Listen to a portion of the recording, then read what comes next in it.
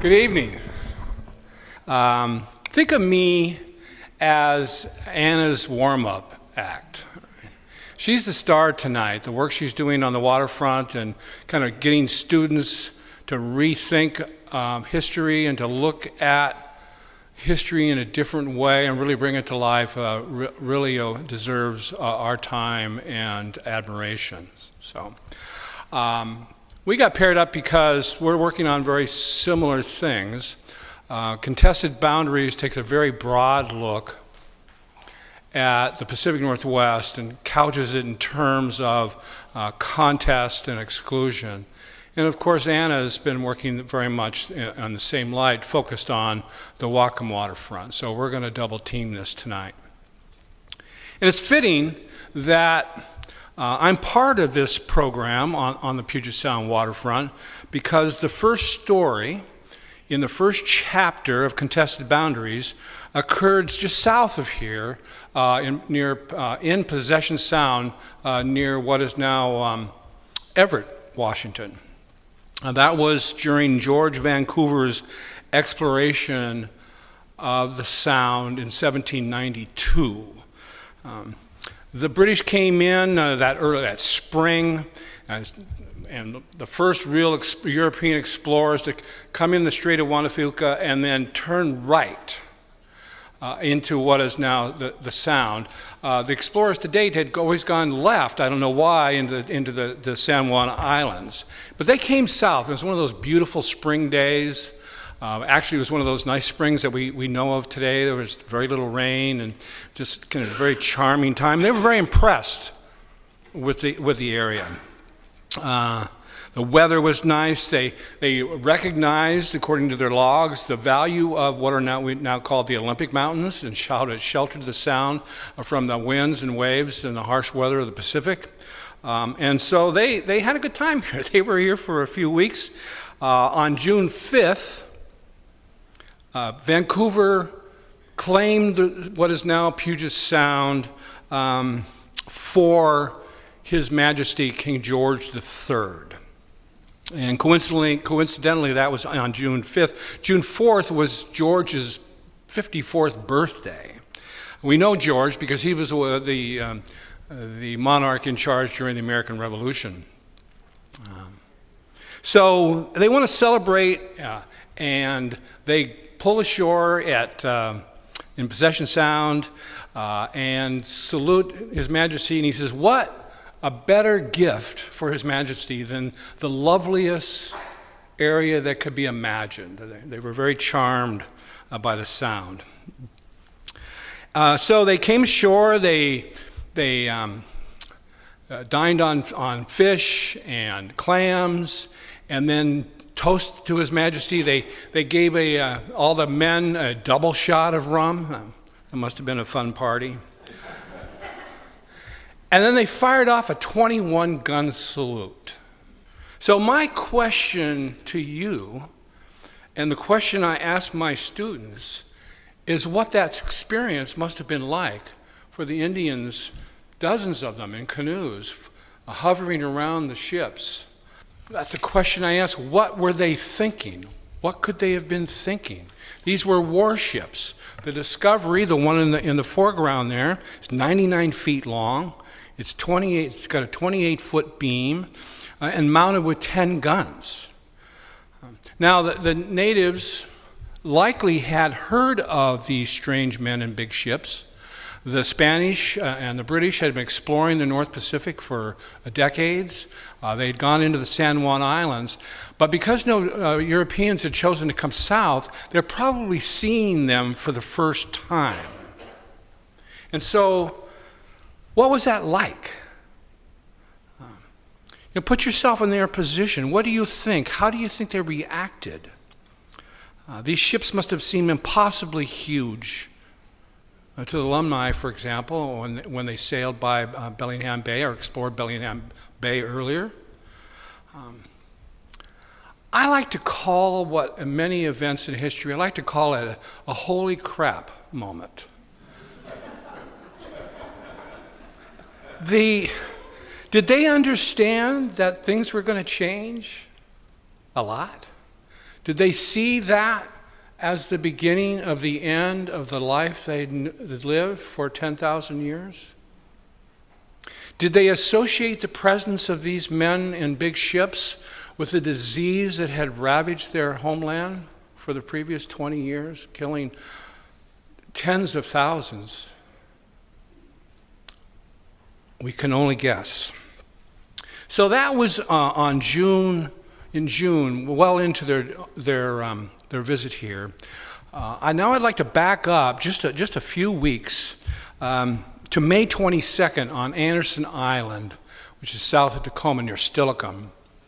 And Puget was exploring the South Sound, right? The main ships didn't go much past Elliott Bay, and Vancouver dispatched crews and longboats to basically survey the Sound. They took depth readings, they covered every channel, every river entrance, they circumnavigated all the islands and put together a pretty impressive map of the region.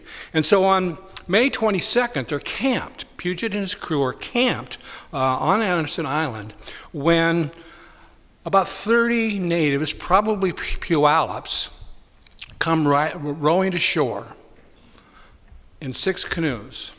Now, by this time, the British were pretty accustomed to these ever-curious people. Throughout their stay, they were always being trailed and greeted by some natives very friendly, others more skittish. They did a lot of trade. So there was no initial alarm. But as they got closer, it became apparent that this visit felt different. There were no women and children among them, for example. They were armed with bows. And so Puget took action. He's a seasoned explorer.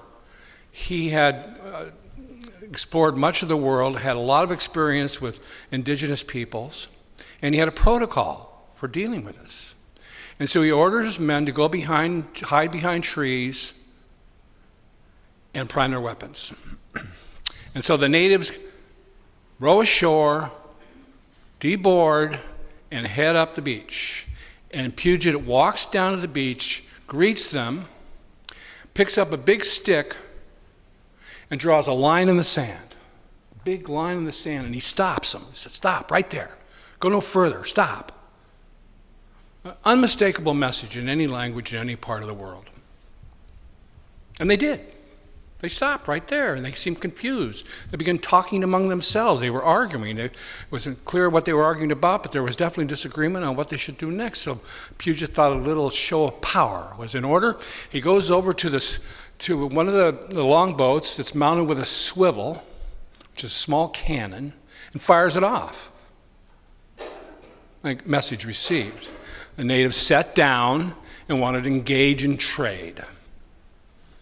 He wrote later that they even traded away some of their bows. And Puget wrote later, he says, that's a very satisfactory way to disarm a potential enemy. Get them to trade away their weapons. So that was in May 1792. Now I want to fast forward 2.25 centuries and take us to the Malheur National Wildlife Refuge in southeastern Oregon. Anybody been to the Malheur Refuge? It's a beautiful part of the country. Do you remember the incident that occurred there? In the winter of, in January actually, 2016, 24 armed ranchers and anti-government protesters took possession of the federal offices and the land there on the refuge and held it for 41 days. Now, to some of us, when we watch this on TV, we don't really, are not sure really what it's about. What do they want? What are they doing? And it seemed to come out of nowhere. But in reality, it was the latest round in a decades-long battle between landowners in the West and their federal government. By storming the refuge and vowing to return it to the people of Harney County by armed force, if necessary, These protesters were echoing tactics that had been used by people of the West for pretty much a century. Its manifesto, this organization's manifesto, called for gutting environmental regulation, increasing private ownership of land, compelling the federal government to open its holdings to mining, to logging, to unrestricted use of the roads for off-road vehicles. In their view, these ranchers and anti-government protesters, in their view, federal regulations and restrictions had hurt their pocketbooks and restricted their lifestyle. Worse, the feds were invading their private homes and abusing its power. So the standoff lasted 41 days, but unlike the Puget power incident, it didn't end so amicably or peacefully. 25 protesters were arrested, and one of the militants, a man by the name of Lavoy Finicum, who had been their spokesman, paid with his life, having been shot by federal police in a roadside incident outside the park. So that's the history of the Pacific Northwest. Whether it's that simple line in the sand 2.25 centuries ago, or more complex lines drawn by federal regulation, the history of the Pacific Northwest is one of all peoples, of all races, of all classes, contesting boundaries laid down by others. That's the thesis of our book, my co-author, David Norberg, and I. So I want to talk about boundaries for just a minute.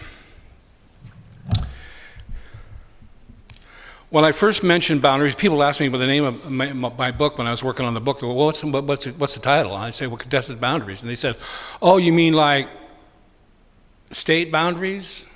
I said, yeah, that would be one kind of boundary. Geographical boundaries, county, city, state. These drew lines in the sand that had not been there for indigenous peoples. But in terms of settlers and the rest of the territories, they offered little problems in people's daily lives. Other kinds of boundaries are written in code. They restricted people's freedom and access to society. I'm talking about things like Indian reservations, racial exclusion laws, bans on women voting, and wartime internment. Others are still more obtrusive, more resistant, and harder to contest. Things like cultural dominance, racism, class conflict, and homophobia. All those things are variations of that line in the sand. So, and not all barriers are drawn in black and white. Grand Coulee Dam, for example, is the ultimate mixed metaphor. It emasculated a mighty river. It destroyed a salmon habitat.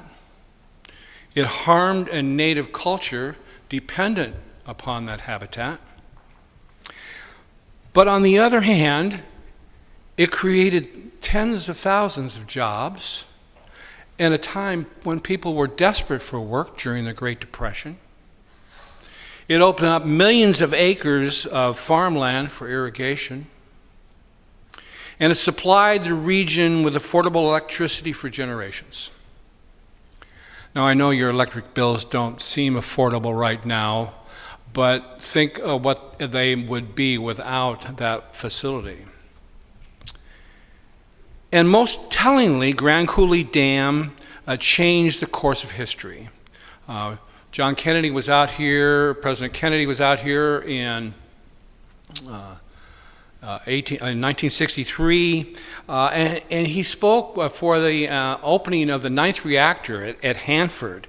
And he said that the Grand Coulee Dam changed the history of the world. And he was talking about the plutonium that was manufactured at Hanford to drop on the the second bomb on Japan, the one in Nagasaki, as well as the electricity used to manufacture aluminum in Spokane as well as in Portland that basically supplied all the aluminum that Boeing used to manufacture wartime aircraft. So that is the Grand Coulee Dam is the kind of the ultimate mixed metaphor, the kind of boundaries that both create opportunity as well as impede opportunity.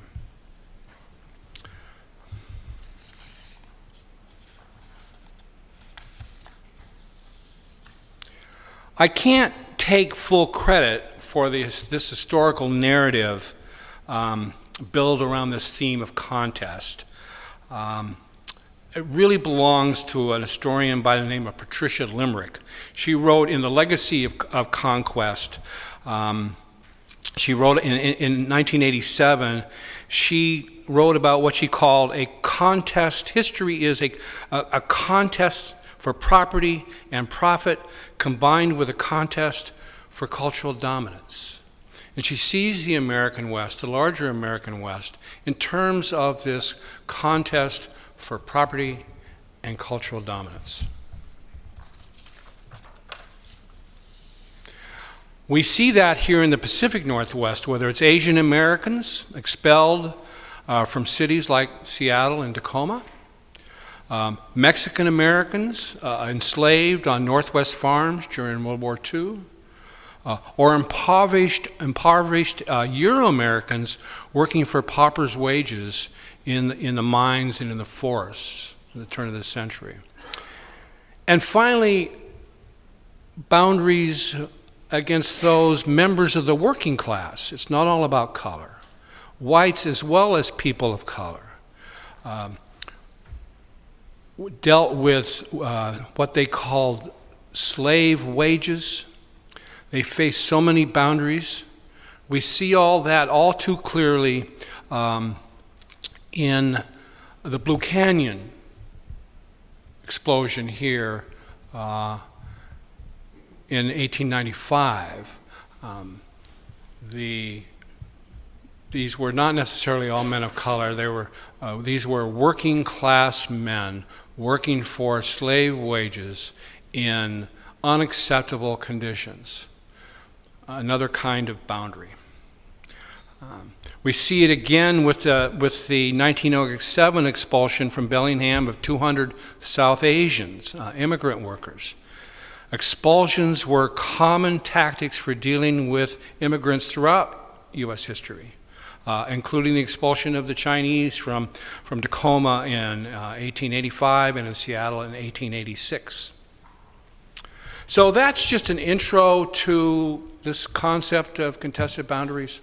Normally when I have more time, we talk about the boundaries facing women and all kinds of workers in the mines and in the forests. So I'd like to close now with just to let me restate the thesis. The history of the Pacific Northwest, including Bellingham and Whatcom County, is a history of all people, of all races, of all classes, contesting boundaries laid down by others. So thank you, and let me wish all of you the best in overcoming the boundaries that intrude on your lives. Thank you very much. One quick note, if you're interested in hear more about this, you can find Contested Boundaries anywhere they sell books.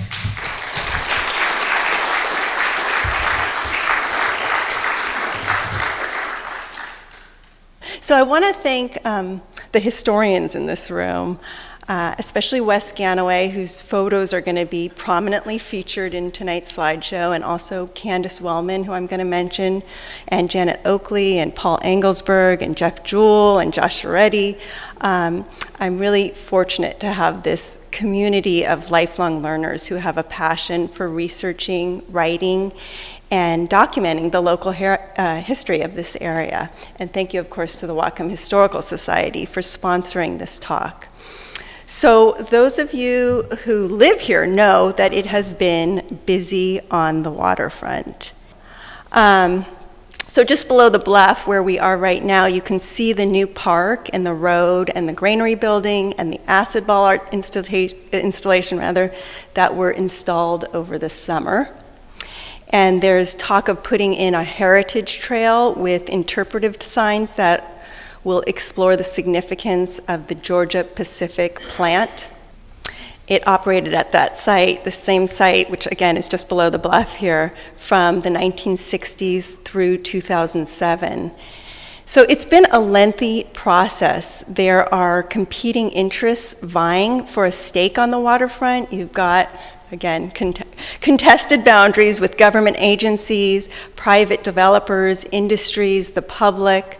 And then to further complicate matters, it's one of the most contaminated sites in Bellingham.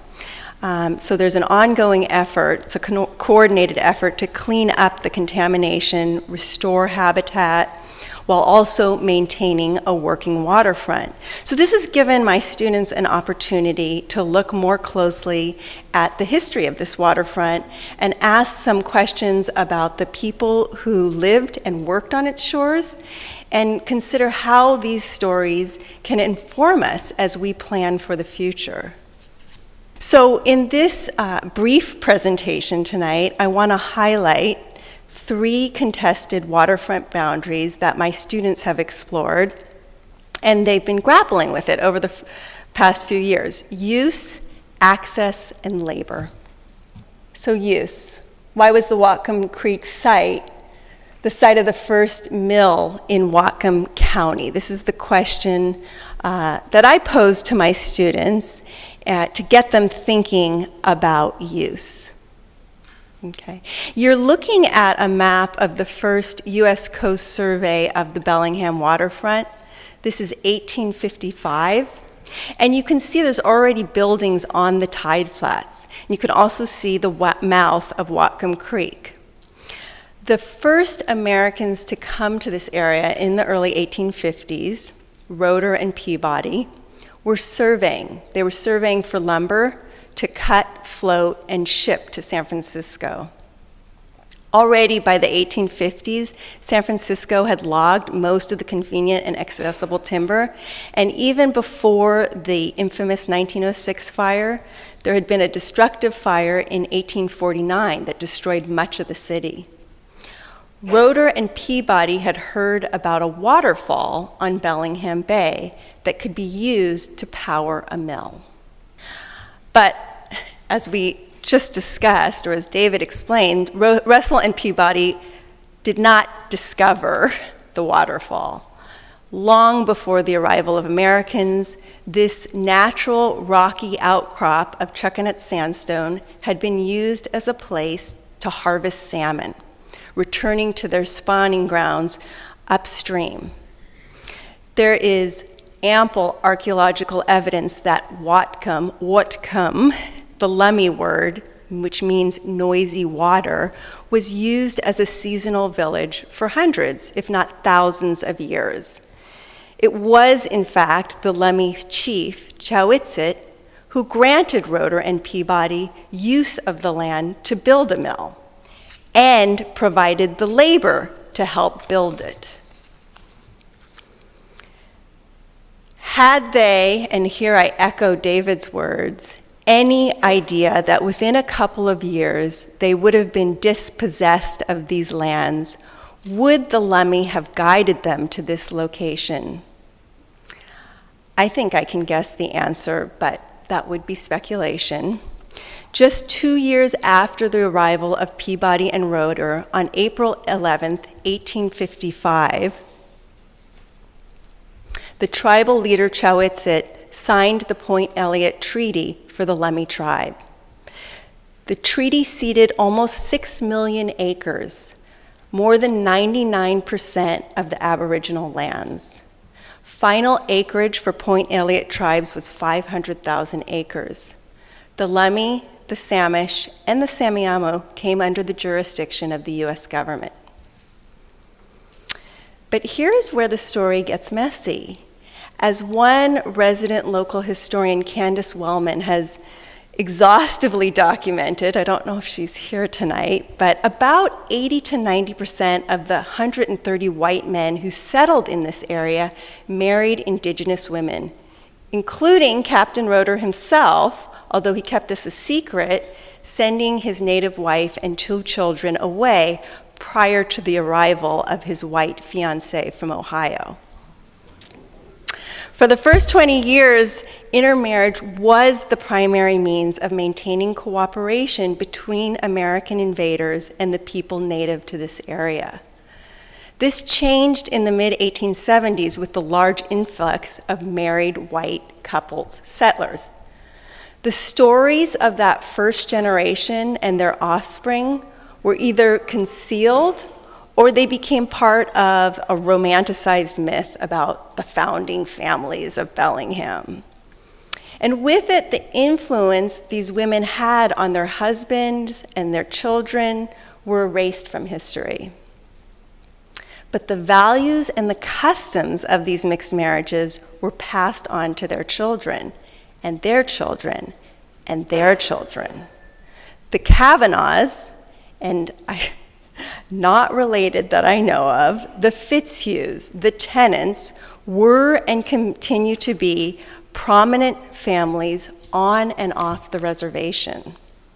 Nowhere are these values more evident than in the Lemhi's use of this same treaty, the Treaty of Point Elliott, to protect their right to fishing, and with it, the health of Bellingham Bay. On May 9, 2016, the Army Corps of Engineers denied a permit for the proposal of the coal terminal at Cherry Point because it would impact the Lemhi Treaty, protecting their fishing rights. Chairman Timothy Bailu, chairman of the Lemhi Indian Business Council, explained that at the time of the signing of the Lemhi Treaty, his ancestors had the foresight to protect the most important resource for his people: salmon. Fishing, teaching children to fish, eating salmon, it defines them as a people, and they are going to preserve and fight to preserve their way of life. The way of life that his ancestors fought for and explicitly included in the 1855 treaty. And then he went on to say there's no dollar amount that the coal industry can pay because their way of life relies on preserving those fish. How wonderfully unexpected. The same treaty that had dispossessed the indigenous people of their land is now being used to preserve a fishing and maritime heritage that predates the arrival of Euro-Americans. Okay, so access. As it turned out, the mill was not successful. That is the original mill. So what saved the early Bellingham settlement? It was a coal outcrop just to the south at present-day Boulevard Park, and more significantly, a couple years later, the discovery of sandstone quarry on Chuckanut Bay. Roeder would make his initial fortune shipping Chuckanut sandstone to San Francisco and Seattle. Both cities had been literally burned by using wood, and they had wisely switched to rock as a more sustainable building material. Still, there were relatively few settlers in and around Bellingham Bay until 1858, when gold was discovered on the Fraser River. Within a month, the area around the bay had an estimated 10,000 people camped along the beach in shacks and tents, even on rafts and on all on the tide flats. This was to be the stopping over place before heading north to the gold fields. So in this image and you can see I've circled, the T.G. Richards building that Wes Ganaway started the talk explaining has now been sold, but was in the hands of the Whatcom County Historical Society. That is, they owned it for a period of time and worked to preserve it beautifully. The oldest brick building in Washington State, still standing. It was built as a warehouse to supply the miners, and wishful thinking as a storehouse for all of the gold that would be brought back from the Canadian mines. When this didn't pan out, Richards sold it to the county in 1863 to be used as a territorial courthouse. And if you can look closely, you might even be able to see the supports holding up the building. And this was to keep the tide from washing out the foundation. Good. So here's what it looked like when it was on the piling. So there's the first floor to give you an idea, right? And here's the first floor when the grade's been filled. So when these tide flats were filled. This is my students Sarah and Lucas, who designed and wrote the content for the map I'm going to show you here in a minute. So the mapping project documents the changes to the shoreline using historical maps and aerial photographs. And what we do is we show the transformation from a natural to an industrial and then to a post-industrial shoreline. So the map tells the story of the various industries operating on the waterfront, filling the tide flats, dredging the bay, and then the wastes that were produced by these operations: fish guts, sawmill debris, tin from canneries, the chemicals that were used in processing paper, the sewage from the treatment plant, all of it dumped directly into Bellingham Bay, either as waste or as fill. And as the timber and pulp mill industries came to dominate the economy, Whatcom, Paddon, and Squalicum creeks, and so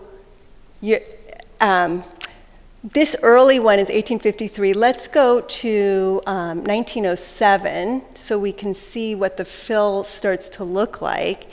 And at the same time that it's being filled, Whatcom, Paddon, and Squalicum Creek are being rechanneled and culverted in areas to maintain runoff flow, cutting off traditional salmon runs.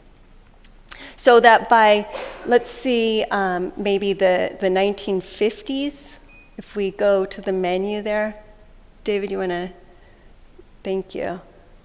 And those of you guys who want to explore further, you can see the text and it will explain what's happening here as we see. So you saw before the tide flats were sand, and now as they're filling, they're becoming white. This is the engineered shoreline that I mentioned.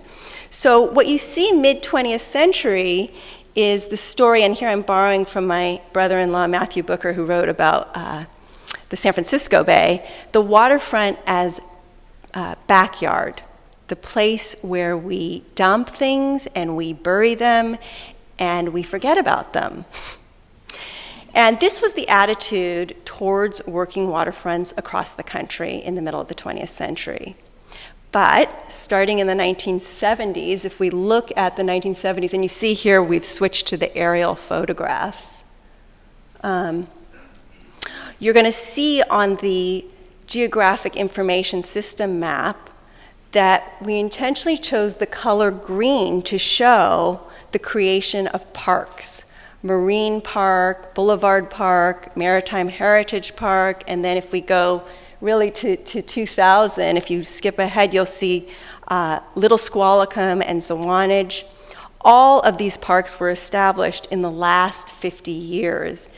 And the takeaway for my students, what they sort of discovered in this process, was that there was this environmental ethic that had emerged, and with it, this public outcry to clean up the waterfront and make it more accessible to the public. So, in other words, the gaze had shifted back to the working waterfront, and I would say clearly from what we saw with the redevelopment, it's our front yard again, right? Okay, who's in the photo? Who's in the photo? Okay, I love this photo. It's taken at Squalicum Beach in the 1920s at what was then a beach resort with a bathhouse and playground equipment and rental boats. It's really a wonderful representation of an accessible waterfront being used for recreational purposes. But there's also another story in this photo. Who is in the photo and who is not in the photo?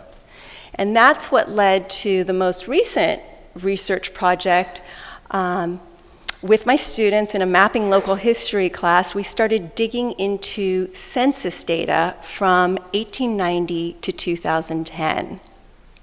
And the question we were asking was, let's look at foreign-born population in Whatcom County. So who is in this photo? Well, probably Croatian fishermen, Scandinavian boat builders, Dutch and English, German immigrant farmers. We graphed the top 4 immigrant groups in 1920, and we created this table. And what we see here is that the top immigrant groups are 1 Canada, 2 Sweden, 3 Germany, and 4 England. This is 1920. Who is not in the picture? Well, contested boundaries again, right? Native Americans, Chinese, Japanese, East Indians, all of whom had labored on this waterfront. Why is this public playground being used exclusively by Northern Europeans? Well, the story of Bellingham's Working Waterfront is also a story of exclusion based on race and ethnicity. And so, to reiterate again what David mentioned, the Chinese Exclusion Act, the Bellingham Riot of 1907, which rounded up 200 Punjabi Sikhs who had come here via Canada to work in the mills, and still later in the wake of Pearl Harbor, the internment of Japanese American families in Whatcom County who were sent to internment camps, and none of whom returned. Okay. It would be half a century until the first Sikh resident returned to Bellingham. That was in the 1960s when Dr. Rupal was hired as a professor of physics at Western. But the data also tells another interesting story here. So 1890, 1920, 1950, and 2010, what we see, well, let me just tell you that when we went into it, we thought we were going to find different immigrant groups coming from Europe and maybe Southeast Asia. But what we see here is that the top immigrant group for all of these decades, and probably again in 2020, is Canada. Canada. And that is not so. We went ahead and compared it to Washington State. Whereas you can see the Mexican population has surpassed the Canadians fourfold, and the prediction is that Asians will surpass that number in the 2020 census. So how do we explain that data? Well, clearly we are 20 miles from the Canadian border. We're the major entry point for the West Coast. But I want to end this talk with reference to a map again. Okay, so first off, an image here, Fort Bellingham, which was constructed at Bellingham Bay, on Bellingham Bay, just 10 years after the British and Americans drew a line dividing this territory at the 49th parallel. And, you will read and hear that the fort was constructed to protect settlers from Indians and vice versa, but I would also argue that it was clearly built to protect American ambitions in the area, and that the Americans and the British drew a political boundary. And here is the map that we all know when we think of this area and the boundaries or the borders between Canada and the United States. It has very little to do with natural borders. And by natural, I mean the geographic, topographic borders. So you're looking at a map of the Salish Sea and the close-up of the bioregional watershed. The indigenous cultures of this area used the Salish Sea, migrating seasonally between the islands, both the San Juans and the Gulf Islands, and the mainland. And when we look at this ecosystem map, it changes the narrative. So I'm going to end just with sort of my takeaway as I've been exploring the Contested Boundaries textbook, which is you can draw lines on a map that is contested boundaries, if you will.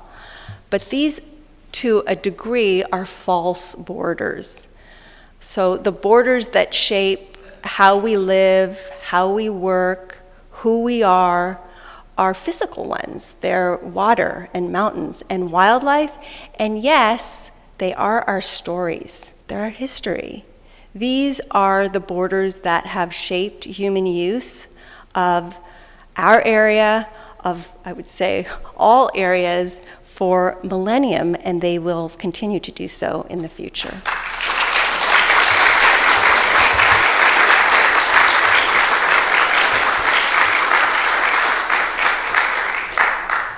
Have you thought about mapping the public access to the salt water over time? I've always thought that would be fascinating.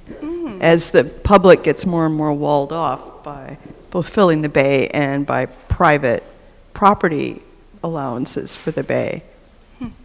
This, in a way, this map is doing that, I would say, already, because the parks give that, I would say, more public access to the water in a way that for gosh, a good part of the 20th century, there really was no access because it was an industrial waterfront.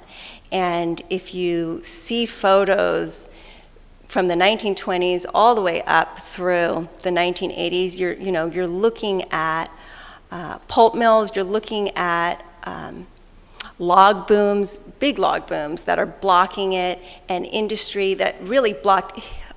The waterfront was hidden, I would say. And in fact, even in the last 5 years, it has become much more accessible with the work even that's been done at Post Point or Boulevard Park, so much so that I have people in the audience here, some great stories of my mother-in-law who was talking about what it was like to be who grew up in a dirty mill town, and the smell of this waterfront, which certainly wasn't a maritime marine smell, right? It was a smell where you didn't want to hang your clothes on the laundry line for fear of what it would smell like when you took it in. And then my friend Lisa, who moved here more recently from Los Angeles, who when we were talking about the waterfront said, "Oh, can you access the waterfront?" So it was still something novel to think about it as a recreational waterfront.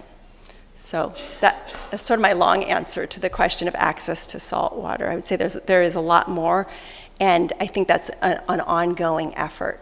If you lived in Bellingham Bay from about 1890 to 1960, you didn't want to go to the waterfront.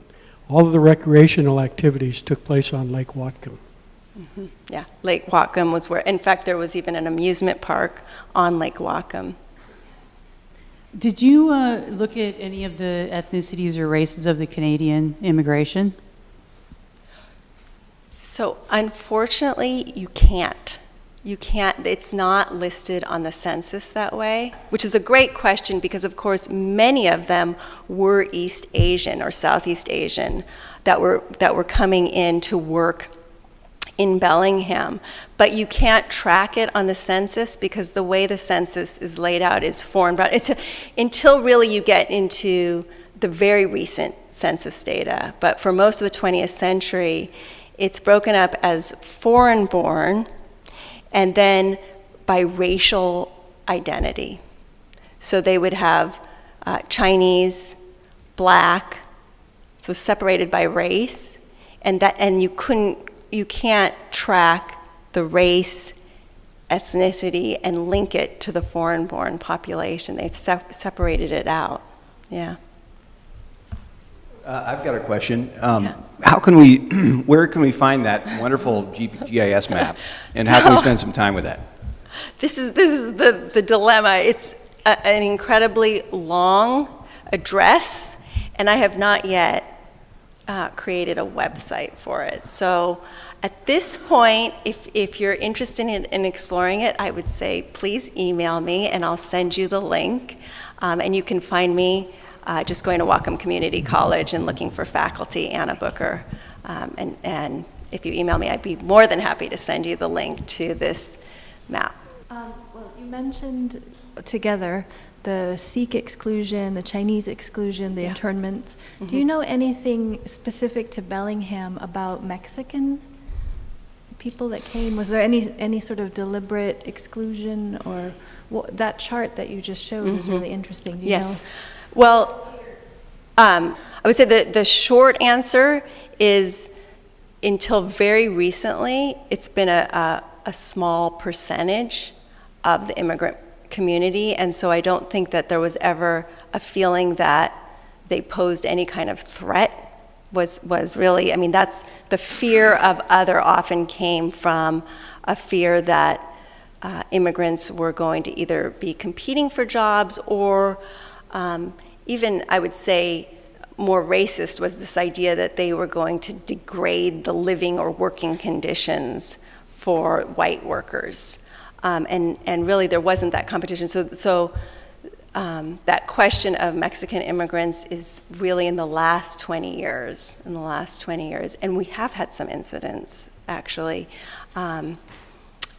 with labor working in the berry fields. That just came up, actually, yeah.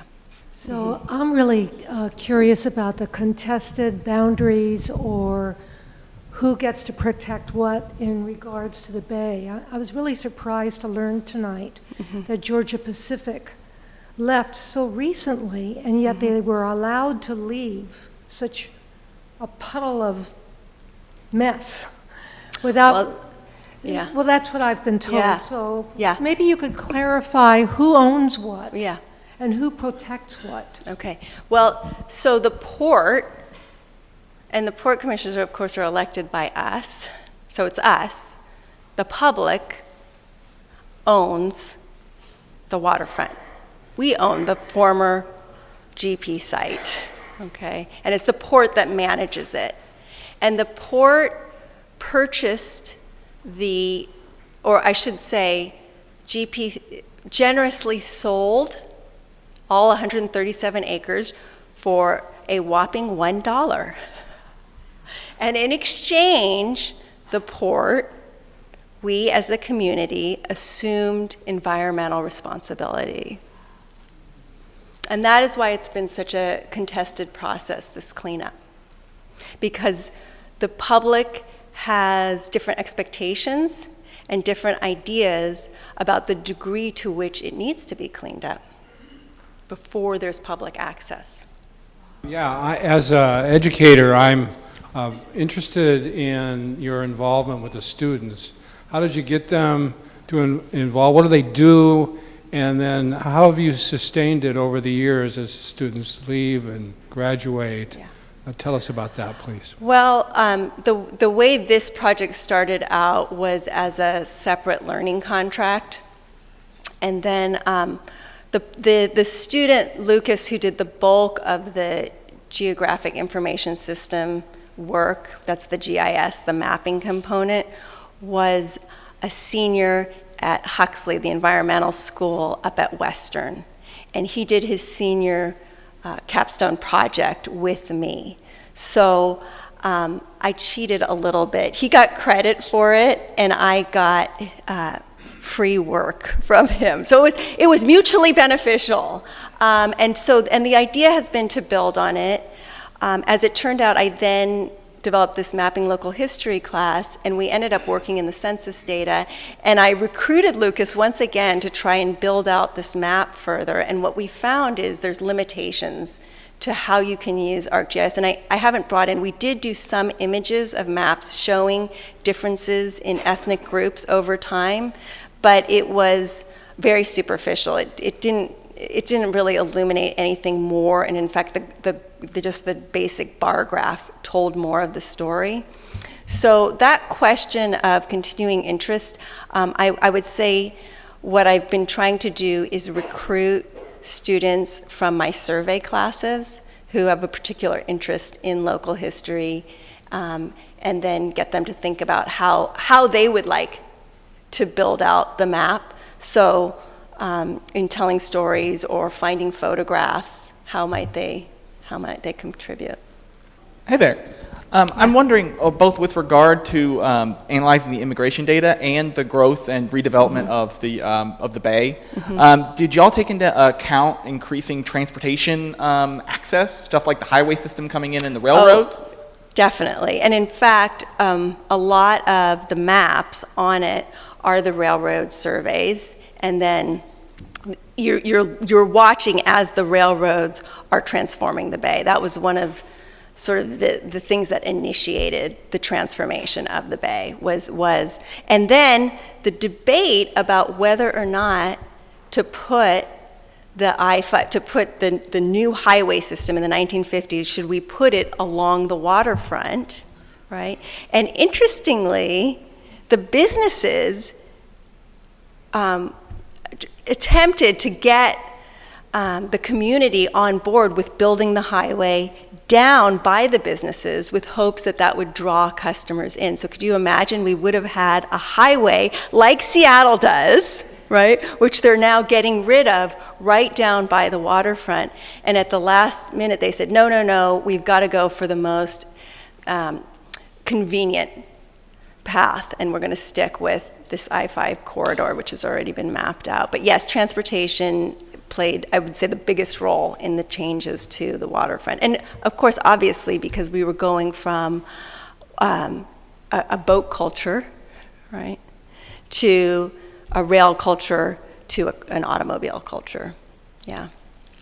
And just to add on to that, if they had run the freeway along the bay, we wouldn't have Fairhaven, because it was planned to go right through the middle of the historic district. Yes, yeah. My understanding is that there was an early Filipino community in this area. I don't know if that's accurate or not. I wonder if you have any information or information about any other specific sort of ethnic or, national immigrant populations of any significance. So we did do snapshot in time. We were doing it in a quarter, and so we picked those years. Again, the students picked it. They said, well, these are, let's do one after World War I, one after World War II, 1890 when the base first starting to change, and then the most recent census. And what we ended up, in terms of thinking about how we could graph it and put it in a bar graph, we ended up looking at sort of the top 4 immigrant groups. So you can get that data, and they did collate it. I actually don't have any recollection of even seeing notations for a Filipino community. I wonder if it would just be lumped in to Asians. That's how they would be designated on the census. Do you have any reflections about what the implications of everything that you found have for what should be done on the waterfront? Well, I think that what we have seen is a turn in Whatcom County, especially with the Healing Arch, which is right here in back of the library, to recognizing, if you want to say, atoning for the past, thinking about it, confronting our past, and moving forward with this idea of being a more inclusive community. So I would say that that's something that's very important to who's going to be part of our community going forward, and who should therefore be present in the decision making for future directions on the waterfront. And then I believe that the values of the community, in thinking about use, there's still very much there still is a boat culture here in Bellingham, and the maritime industry, our fishing industry, is still a big part of our economy, and people want to protect that, but they also want it to be an accessible waterfront. And I think we are at a moment, we're living right now in many ways this historic moment of sort of what direction will Bellingham take. And I think as we moved here right when the waterfront redevelopment was starting to happen, and my husband and I would say, oh gosh, what if it turns into Emeryville, where we had come from, and they're going to build a big IKEA box store on the waterfront. Here's this perfect moment for us to decide how best to use this waterfront. I hope we seize it. And I would say that to really think about access, use, who's working on it, who's using it as we move forward. What do we as a community envision for this waterfront as we go forward? I think that has to be at the forefront of our thinking about planning going forward. And I think there has been a really concerted effort by the city, by the county, by the state to solicit input from the community every step of the way. And it hasn't been, it's taken a long time. I mean, people have become very frustrated. Why, if a developer wants to come in, let them do it. Let them build the condos. Why are you stopping progress, right? And I think it's been the community who again and again has said, wait, we want to evaluate it because we don't want this to be short term. We want to think about the long term, and to think about the long term, you got to go deep. You got to look at the roots before you move forward.